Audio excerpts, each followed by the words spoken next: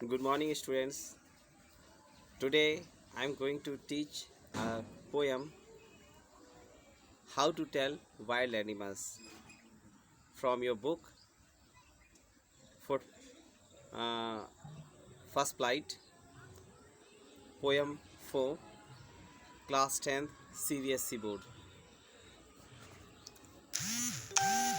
How to Tell Wild Animals. This poem has been composed by Carolyn Wells. She is a very famous and talented story writer, essay writer, composer, etc. This is a very humorous poem, मजाकिया poem है। और इसको कैसे पहचान सकते हैं हम कि in this poem the lady, the poet, the poetess tells us some humorous activities. In this story she wants to tell us that how can we identify animals in a very simple way, but these identification are not good because he tells us in a symbolic way, she tells us in a symbolic way, and she only used some poetic devices to tell about animals. So let's start. In this poem, this is a story of animals and how can we identify animals. So first one is lion. As you know, lion, what does it do? What does it do? It's roar, and it's also a beast. जो lion है वो क्या है? Beats है। और जैसा कि जानते हैं कि लायन जो कि शेर होता है वो जंगल का राजा होता है। तो जंगल का राजा है तो ऑलरेडी जब वो दहाड़ेगा तो सब लोग डर जाएंगे। और यहाँ पे हम जो पोएट जो बात कर रही हैं जिस शेर के बारे में, वो है एशियन लायन। एशिया का लायन देखा आपने, काफ़ी बड़ा होता है, ब्राउन कलर की उसकी स्किन होती है और ये काफ़ी पावरफुल और किंग ऑफ द जंगल कहा जाता है। So here in first stanza the poet tells us about Asian lion, king of the jungle. She tells us that how it roared. In second stanza, the poetess wants to tell us something more about tiger. As you know, tiger, it is a black strip and yellow ground. That means जो tiger होता है, tiger की जो skin रहती है वो brown colour की रहती है, येलो ब्राउन कलर की, और उसकी स्किन पे ब्लैक स्ट्रिप, ब्लैक पट्टियाँ लगी रहती हैं। और ये भी एक रॉयल ख़ानदान से ताल्लुक़ रखता है। यहाँ पे एक वर्ड यूज़ किया डिस्कन, जो कि स्टेंजा की आखिरी में, दैट मीन्स उसकी पहचान करना, आइडेंटिफाई। और जैसा कि हमने इसको देखा है कि ये जो टाइगर है ये बंगाल टाइगर जो कि अपने यहाँ ख़ास तौर पे पहचाना जाता है, Bengal tiger, very dangerous and very powerful Bengal tiger. So in this stage the tiger which is include we show that it is a Bengal tiger. And another thing in which in this stanza the poet tells us that it can eat you. ये आपको खा सकता है. It can eat you. It can be attack on you. So this is very humorous thing that how can we identify a person, can we identify animal who can eat me, and how can we identify that he will eat me. So in this stanza the poet is about to tell us that tiger who can also eat you.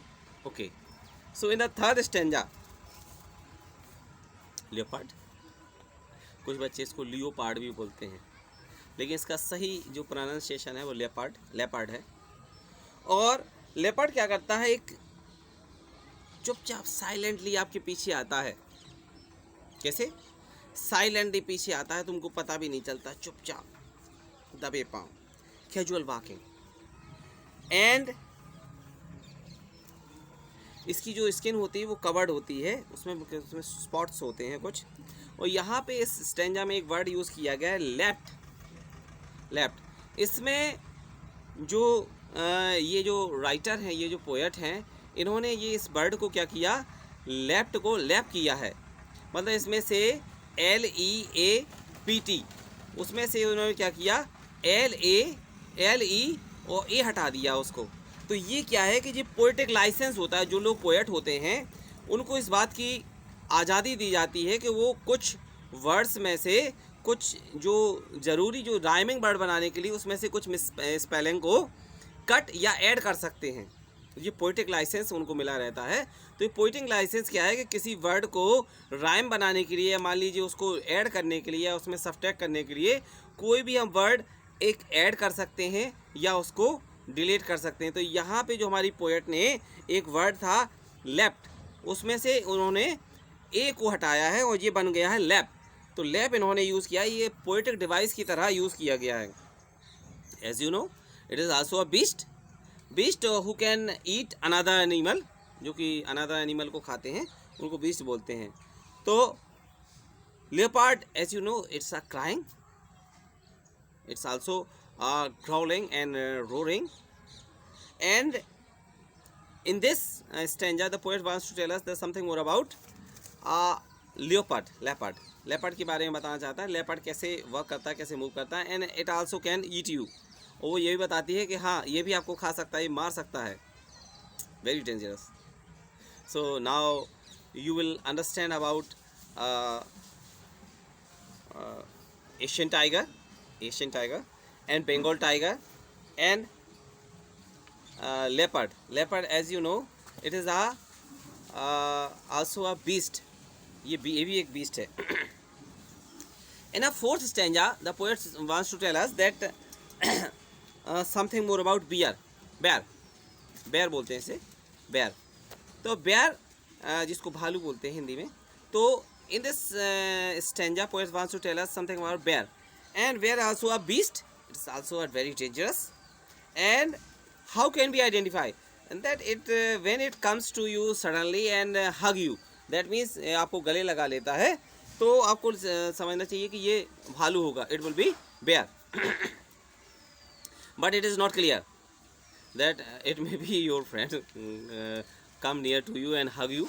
That means तुम्हें गले लगा रहा, तो इसका मतलब ये नहीं कि वो भालू है, या जो भालू है वो आपका फ्रेंड है. No, it is a beast. और ये आपको भी खा सकता है, ये मार सकता है. ठीक है. इसमें जो बातें बताई गई हैं इसके बारे में, ये जो क्या करता है, बेयर कहता है हक करता है, और ये बहुत अच्छा बिहेवियर भी करता है. और आपने देखा होगा ये 2 पैरों पे भी चल सकता है, ये 2 पैरों पे भी चल सकता है. और ह्यूमन की तरह थोड़ा सा इसका लुक भी है. अगर ये मान लीजिए 2 पेज पे चलता है तो आपको लगेगा कि ये कोई व्यक्ति ही चल रहा है. तो ये भालू होता है इसका बेयर. तो बेयर के बारे में पोएट ने बताया हमें कि कैसे बेयर आता है, हक कर लेता है. But it is not clear that it is friendly to you. But as you know, I have seen a cartoon of Masha and Bear. I would like to tell you, I would like to remind you that in Masha and Bear is very good, very talented and treat Masha like a parents. और bear क्या करता है इसमें, एक parents की तरह. देखा होगा इसने निक जूनियर पे आता है ये, और इसका नाम है माशा एंड बेयर. तो इसमें बेयर के बारे में बताया गया कि बेयर कैसे माशा को प्रोटेक्ट करता है, कैसे उसको अच्छी तरह से यूज़ करता है. तो माशा और बेयर के बारे में इसमें बहुत अच्छी बातें बताई गई हैं. और अगर आप भी इसको देखना चाहते हैं तो निक जूनियर पे ये 12:30 के समथिंग, 12:30 से 1 के बीच में आता है, और भी समय पे आता है, तो आप उसे देखेंगे. और बेयर के बारे में जो आपकी अवधारणा है वो अब शायद इसको देख के चेंज हो जाएगी, और इसमें आपको बहुत ज़्यादा एंटरटेन भी होगा. तो हम यहाँ बेयर के बारे में बात कर रहे हैं. तो इस स्टैंजा में the poet wants to tell us there something more about bear. भालू के बारे में बताते हैं कि भालू कैसे बिहेवियर करता है, कैसे वो एक्टिविटी करता है.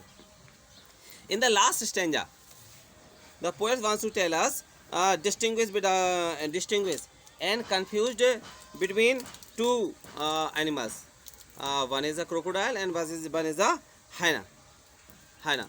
तो यहाँ पे जो पोएट है वो इस बात के लिए कंफ्यूज है कि दो एनिमल्स को देखती है। वो देखती है कि लेपर्ड, उसको देखती है, क्रोकोडाइल को देखती है, और इसको देखती है कि हाइना को। तो वो समझ नहीं पाती है कि इन दोनों में से बीस्ट कौन है। बीस्ट मतलब एक दूसरे को खाने वाला।